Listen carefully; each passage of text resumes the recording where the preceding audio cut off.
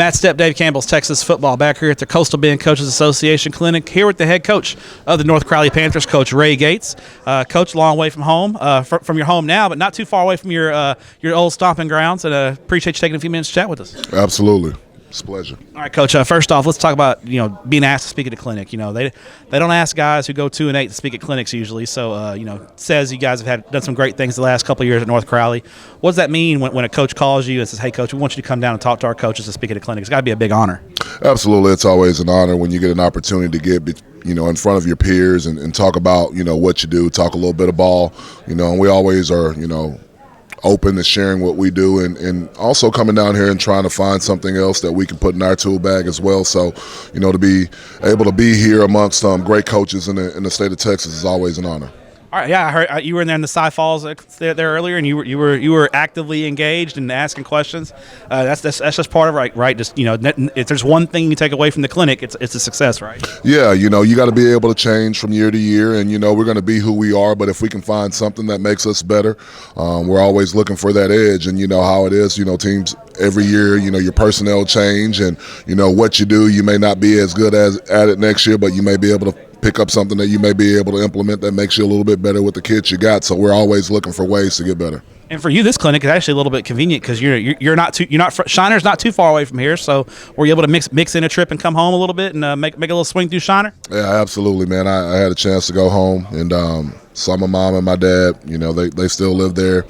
My wife actually is there right now. So it's always good when you can come back to this part of Texas. All right, Coach. Now let's look back at 2023 before we look ahead at 2024. Obviously, 14-1 year regional champions, first time for North Crowley in over 20 years, making it that far in the playoffs. An unbelievable season. In the end, there's only one team who's really truly happy. But I mean, looking back on it, you got to be really pleased with your kids and the growth in year 2 of your program. And when you've had a chance to reflect and kind of evaluate things, how happy and proud of you were you of your kids and coaches? Man, extremely proud. 26-2 in 2 years, been there. Last year, 12-1. We lost in the third round of the playoffs to a Prosper team that was really, really good. Had an opportunity to see them again this year in the third round, and our kids are really bought in and invested, and really wanted their opportunity to get their lick back, as we say, and they were able to do that, and propelled us in the state semifinal game versus Duncanville, in which we came up short. But I've been super proud of our kids and the work that they put in. Our community has been unbelievable. They have shown tremendous support, and they've been waiting for a team like North Crowley to come out, of Fort Worth and be able to represent. And at that game, I mean, it was amazing to look at those stands and to see over 10,000 people come out to support our kids in a high school football game. And so, the foundation year 1 has been laid. This year, I feel like we started to really build the frame of what, our program and our organization will look like going forward. Yeah, taking that next step and becoming that team that's able to challenge for a state championship, it's a step. There's a lot of different levels, and I know you guys are looking to break through. You've been around championship programs in the past. In the offseason, is that kind of the focus now? Is let's take that next step and let's do what we need to do to get to that truly elite level and be able to play with the guys like Duncanville, DeSoto, et cetera. That's it. We have a process in which we basically say we're going to forge our guys in the fire, and we get a chance to do that in the offseason. You don't really learn and design the team that you want during the season. You do that in the offseason. So we strategically have phases that put our kids in adverse situations to grow them up, so we know what type of product that we'll be able to put on the field next year. So we're excited about our offseason. We're excited about the group that we have coming back. This group of seniors that will be representing us next year will arguably be, one of the best classes to come through North Crowley. We still have our quarterback, back, Chris Jimerson, who today was named Player of the Year in Fort Worth. He'll be a 4-year starter on varsity. Got a 4-star running back in Cornelius Warren, who has multiple offers, and led by Jonathan Cunningham on defense with Asbury and defensive end and Xavier Coleman. So we have a lot of guys coming back off of that team that played an integral part in us getting to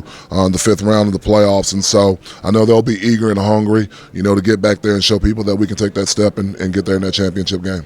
Now, looking ahead to realignment, obviously, we don't know what the UIL is going to do. It's kind of it's a mixed bag. Everybody's kind of anxiously waiting for February 1st. But I know you're a guy who likes to plan ahead and prepare. How many different scenarios are on the board? Do you kind of have them all mapped out? And from a non-district scheduling standpoint, I guess the worst part about being good is it's tougher to find teams to play you. So how's that coming along for you guys? Well, as far as our schedule right now, I still need a week 2. I was in Nashville last week and got an opportunity to secure week 3. So, we're playing Lancaster week 1. Week 3 right now we got Denton Guyer, and so we're still looking for a week 2. Had a lot of people tell me no, but we're ready and we're looking. But as far as realignment is concerned, we've heard everything from our district basically staying the same and possibly adding one team in Halton, possibly losing Pascal and Chisholm Trail. They're moving down to 5A, to being also thrown into the Arlington schools. So, who knows when it comes to UIL? It's the biggest, the well-kept secret, in the state of Texas. They do a great job, don't they? If a coach goes and interviews for a job, today, 30 people know about it, before it's already said and done and it rings through the states. But when it comes to realignment, nobody knows where they're going to be. So it always makes it fun, and we're looking forward to it.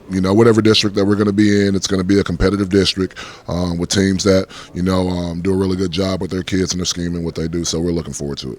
All right, Coach, appreciate your time. I think we're going to grab some lunch here in a minute. So we're going to grab some lunch and let you get back to get ready to speak here this afternoon here at the clinic. Appreciate your time. Thank you very much. I appreciate it.